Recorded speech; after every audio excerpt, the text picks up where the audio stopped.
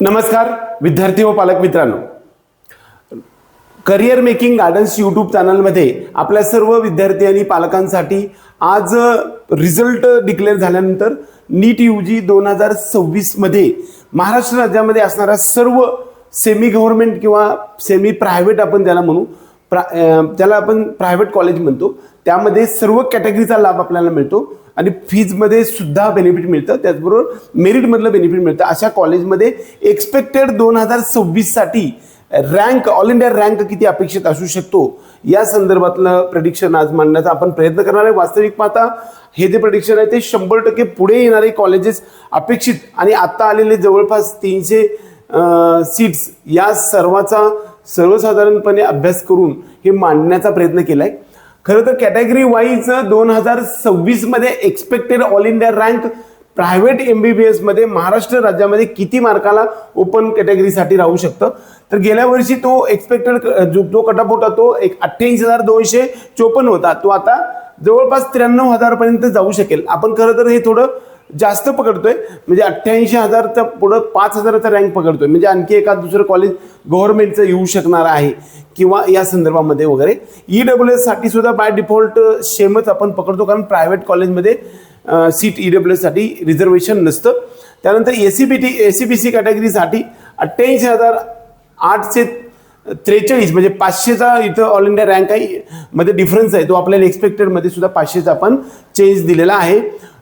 यानंतर OBC कॅटेगरीसाठी 93,500, 88,678 हा गेल्या वर्षीपर्यंतचा कट ऑफ होता, तो आता एक्सपेक्टेड 5,000 बदल होऊ शकतो.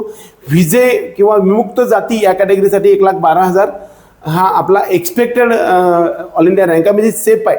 1,12,000च्या आसपास ऑल इंडिया रँक जर तुमचा व्हिजे कॅन्डिडेटचा असेल तर महाराष्ट्रामध्ये कॉलेज तुम्हाला मिळू शकतं. 1,07,414 हा आपला गेल्या वर्षीचा cut off rank all India rank आहे. NTB या कॅटेगरीसाठी त्याला NT1 म्हणतो, 1,51,000 एक्सपेक्टेड आहे, 1,46,953 हा होता, म्हणजे 1,47,000च्या आसपास होता.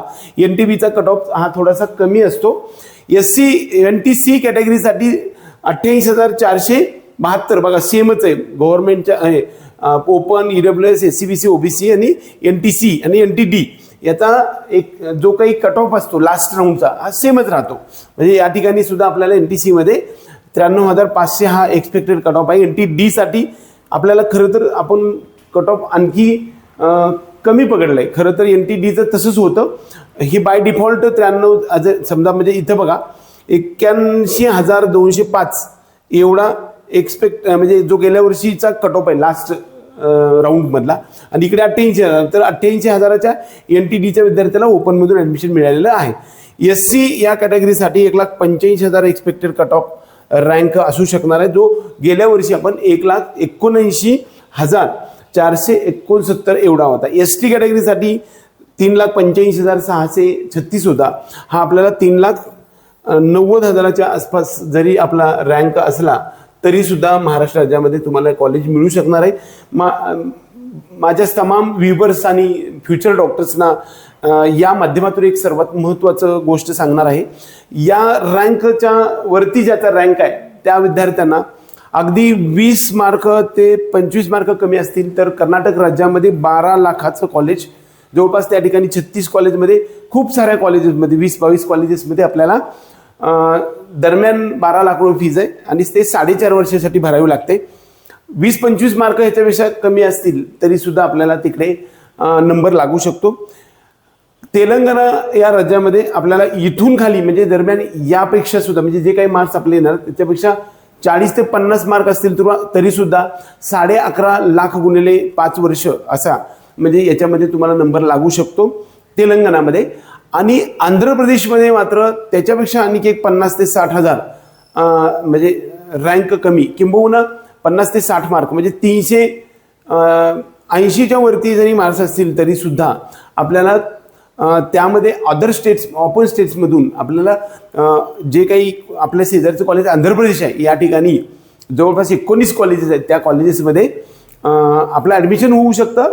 13,20,000 फीज आहे, 4.5 वर्षासाठी फीज घेतली जाते. ते ओपन स्टेट्समधून आपल्याला त्या ठिकाणी ॲडमिशन करण्याची सिलसिला चालू होऊ शकतो.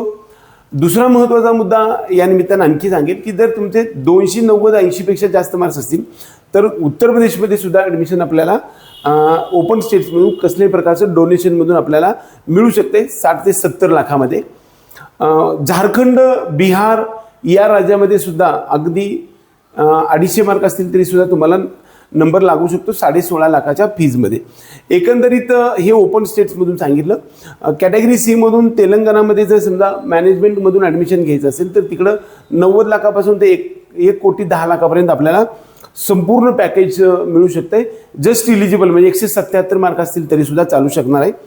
आणि ओपन आणि EWS साठी 213 मार्क्स असतील तरी चालू शकणार आहे. महाराष्ट्र राज्यामध्ये 1,20 लाखापासून ते 1,60 लाखापर्यंत वेगवेगळी फीज जाते.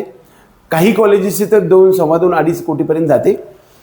त्याचबरोबर या सर्व प्रकारच्या गायडन्ससाठी एकत्रितरित्या MBBS साठी BDS मध्ये मात्र दरम्यान एक्सपेक्टेड कट ऑफ 270-80 राहू शकतो. ज्यांना BDS करायचं आहे त्यांनी 250च्या वरती, 200च्या वरती, 300च्या आसपास रेंज असेल तर तुम्ही 100% काउन्सिलिंगमध्ये भाग घ्या. डीम कॉलेजमध्ये 4 लाख रुपये फीज असते. 200 म्हणजे 250, 60, 70 असतील तरी सुद्धा डीममध्ये नंबर तुमचा लागू शकणार आहे. BMS मध्ये तुम्हाला ॲडमिशन घ्यायचं असेल तर अगदी इलिजिबल असेल म्हणजे ओपनमधून इलिजिबल असाल म्हणजे 217 मार्क जर असतील तरी तुम्हाला कर्नाटकमध्ये 15-16 लाखाच्या पॅकेजमध्ये BMS मिळू शकणार आहे. आणि जर समजा 177 जो काही कट ऑफ आहे तो कॅटेगरीचा कट ऑफ जर तुमचा SCBC पासून सगळ्या कॅटेगरीचा असेल तर महाराष्ट्र राज्यामध्ये मॅनेजमेंट कोट्यामधून BMS किंवा BDS किंवा MBBS आपल्याला घेता येऊ शकणार आहे. एवढंच या निमित्तानं सांगून आपल्या सर्व विद्यार्थी आणि पालकांना हार्दिक शुभेच्छा देऊया आणि आजचा हा व्हिडिओ संपूया. जय हिंद.